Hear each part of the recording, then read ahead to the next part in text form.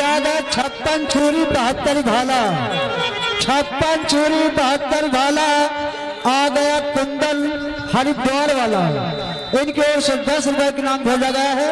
और गाड़ी फरमाइश है। हेलो, अपने बदल गए दूसरों से गिला क्या करो, ये गाना सुना है। हेलो, ये आगे बड़े भैया ब्रजेश कुमार भाई साहब जो ग्राम नबीनगर के रहने वाले हैं, ये उनकी ओर से 10 रुपए का पुरस्कार। और आगे बड़े भैया लल्लू कोटेदार, ये भट्टा चौराहे की ओर से, और लल्लू फल वाले, ये दोनों लोगों तीनों लोगों की तरफ से 50 की नोट में 30 रुपए का पुरस्कार पार्टी की ओर से। धन्यवाद।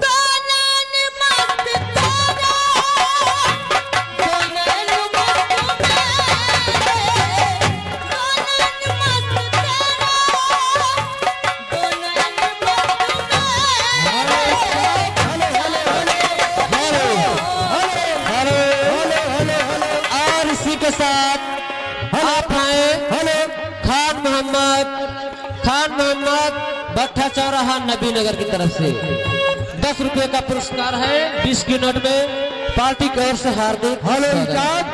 और इसी के साथ आ गए लक्ष्मी नारायण अम्बुआ मतुर्जापुर, और उनका कहना भैया जगदीश भैया देखभाल करते रहें, किसी प्रकार की कोई कमी ना होने पाए। कष्ट के लिए धन्यवाद। चारों ने